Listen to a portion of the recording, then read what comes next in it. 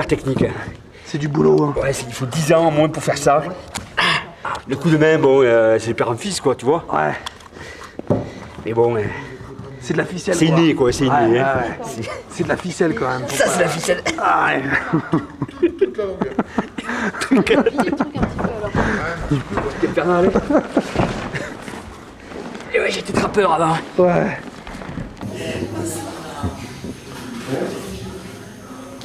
Parce que ça fait du bruit puis il fait chaud quand même. Ici, c'est un gouffre fantastique au Mexique, dans les parois duquel on a trouvé des abris sur roche avec des peintures rupestres. Bien, la chance a voulu qu'à l'âge de 10 ans, j'ai découvert une petite caverne dans laquelle j'ai eu vraiment l'euphorie de l'exploration. Ça a été un émerveillement, j'ai vu des stalactites qui brillaient, il fallait aller dans l'inconnu, dans l'eau, et ça a été fantastique. Et dans la même cavité, j'ai trouvé de l'argile dans laquelle il y avait des fossiles. Et ça, je suis devenu géologue en même temps. À partir de 10 ans, j'ai été une machine à apprendre en géologie et en spéléologie. Et ça a été la passion de ma vie et ça ne m'a plus quitté. Ensuite, j'ai basculé en 1962 en restant les 2 mois sous terre, bien sûr. Au bout de 2 mois, c'est un pantin épuisé que ses camarades ont remonté à la surface. Vous avez eu peur? Peur, c'est affreux, quoi. Affreux parce que j'ai cru y laisser, quoi. J'ai cru y rester. Son expérience sauvage, à la limite de la survie, révolutionne la vision que l'on avait du temps biologique. Mais ça, c'était au moment de l'aventure spatiale. Et là, un professeur américain m'a appris l'importance pour l'espace de ce type d'expérience. Et alors, bon, c'était Gagarine qui venait de partir, John Glenn après le premier astronaute américain. Bon, participer à l'aventure spatiale à cette époque, à mon échelle naturellement, c'était fantastique et donc ça ne m'a jamais quitté.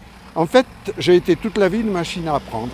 Ça a été la passion de ma vie et c'est toujours la passion de ma vie. La passion des volcans, c'est bien sûr aller voir des endroits fascinants, étonnants, où peu de gens vont. Ça change chaque fois. Un volcan, c'est comme quelqu'un, ça a son caractère, ça naît, ça vit, ça meurt, ça peut être de bonne humeur ou de mauvaise humeur. Donc il y a un peu de l'imprévu. Du noir, du bleu.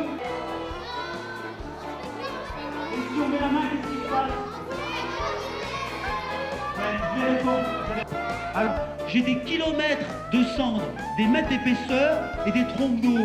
Donc ça fait des torrents de boue. Et ce torrent de boue, il dégouline, il recouvre tous les villages. Et bien voilà, on est sur le flanc du volcan, c'est une vue d'hélicoptère.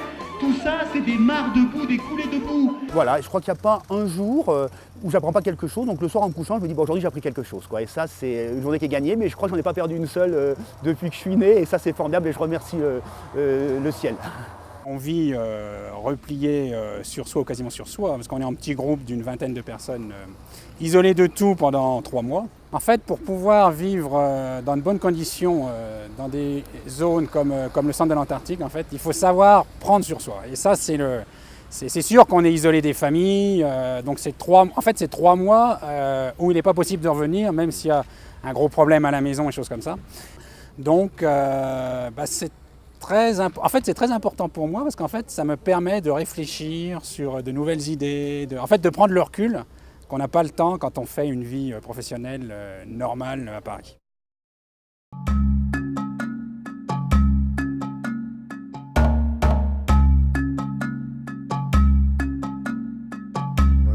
Maurice Tinet, 66 ans, et j'ai pour particularité de partir autour de la planète avec mon sac à dos. J'ai pour particularité de m'enfoncer dans la jungle et puis d'aller à la rencontre de ces gens que l'on nomme d'ailleurs improprement les sauvages, parce que je suis fasciné par les tribus, je suis fasciné, disons, par leur mode de vie. Un silence trompeur nous enveloppe. Au-dessus des cimes de la forêt tropicale, on ne devine rien de cette lutte quotidienne qui se déroule là, juste sous nos pieds, à 45 mètres en dessous de nous, et qui s'appelle la survie. Il faut bien être conscient que c'est ici, à cet endroit de la planète, que se trouvent les dernières peuplades primitives du globe. Ici, la vie chemine dans le néolithique au quotidien. Ici se répètent les gestes millénaires que l'on croyait à jamais enfouis dans la nuit des temps. Les tribus Sayak et Sayo sont là pour en témoigner. À l'évidence, ils sont les ultimes dépositaires d'une mémoire datant du temps de la préhistoire. Premier voyage, donc le voyage avec Babouche, c'est une expédition qu'on a montée avec Anne-Lise. On est parti d'Anchorage, on a fait le tour de l'Alaska, tout le nord du Canada et arrivé au Groenland. C'est une expédition qui a duré 3 ans, parce que pour faire ça, on a voulu le faire avec un voilier, mais sans moteur. Tous les bateaux qu'il avait fait l'ont fait avec des bateaux motorisés, on a voulu le faire sans moteur. Donc il a fallu concevoir un bateau.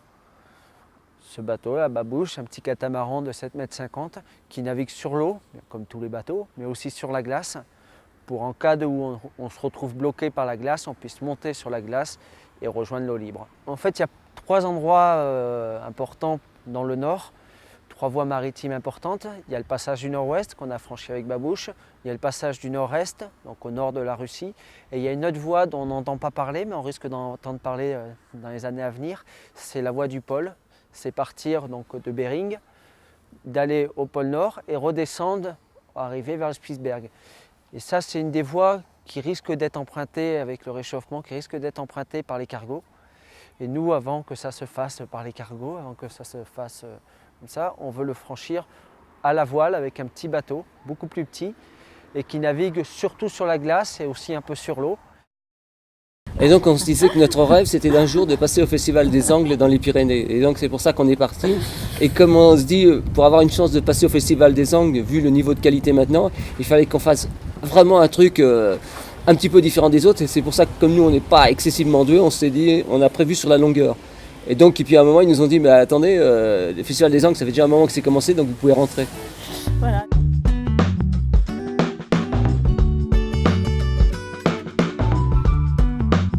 On ne part pas pour 14 ans dès le départ, on part pour 1 an, 2 ans, 3 ans, 4 ans.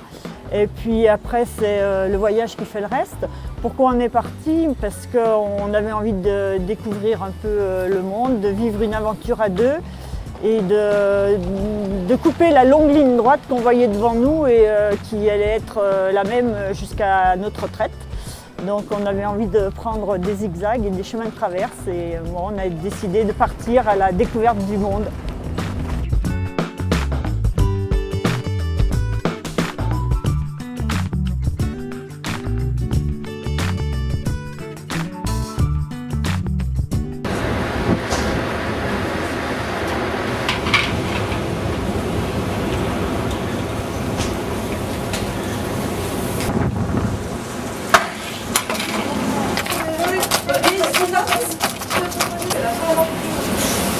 La Sibérie.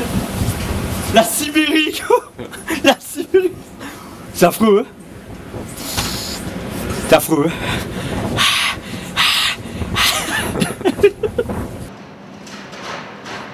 C'est comme ça, c'est... Ce soir on a de belles images. C'est de l'aventure. On a de belles images, je ne sais pas si on aura le son. Il va falloir essayer de sortir les sonotones pour c'est le écouter festival de l'aventure, n'est-ce pas? Ce qui se passe de là. Et on y est en direct live.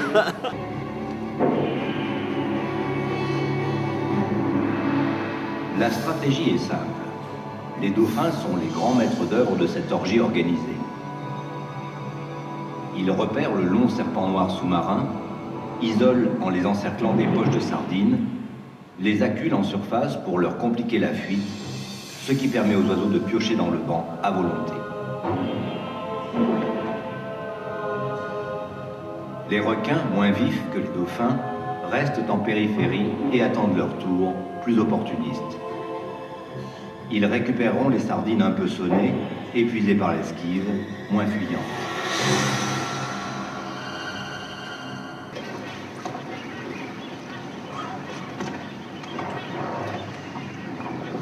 Bien raisonnable. Tellement raisonnable. Je ne sais pas si vous vous rendez compte, mais moi je prends l'exemple d'Ushuaïa. Un Ushuaïa, c'est 150 heures d'image. Il parlait de 6 mois de montage. Quand vous voyez un film d'1 heure à la télé, je ne sais pas si vous avez conscience que ça représente 3-4 semaines de dérochage, c'est-à-dire de visionnage de toutes les images pour en sélectionner des bouts. En fait, on fait un puzzle, on essaie de rassembler tout ça pour raconter une histoire. Et puis on essaie après que ça tienne la route, d'y rajouter un commentaire, de la musique, et voilà, donc il faut avoir un esprit un peu créatif. Et un film d'Ushuaïa, d'1h30, c'est entre 4 et 5 mois de montage et de post-production. It's a challenge to me because when I was young I went through a fairly traumatic event. I had a hemorrhage which left my left side dead. My passion was sailing, and I'd always wanted to race offshore, particularly the Fastnet race.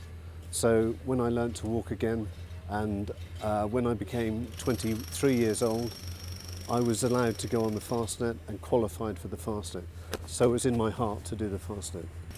It was 1979, 30 years ago, and it was a totally unexpected storm that arose in the western approaches to the English Channel and the Irish Sea, and the French weather forecast had forecast a hurricane, but the BBC, which we had listened to, had only forecast a lower wind, force 8 to force 9, and therefore it came down very quickly. The boat was overcome. We reefed the sails down to the minimum sail, and yet that was too much. So we took all sail down, went with the wind, and the boat started to capsize. Now that happened 1, 2, 3, 4 times, and then the boat capsized. I was knocked unconscious on the last capsize. The skipper had radioed a mayday, and I woke up in the water with my head banging against the hull of the boat and not knowing what had happened. I pulled myself back aboard and found that everyone had gone. And so all these images were in my head about had the crew left the boat, had they taken to the life raft. I then pulled myself up out of the water, still attached by my harness. The wind was very strong, 80 knots, 60, 70, 80 knots. And so I found someone over the side, a crewmate of mine. I pulled him aboard, gave him the kiss of life, and he lived for about an hour, 3/4 of an hour to an hour, and then passed away in my arms, and giving me his last words to his wife.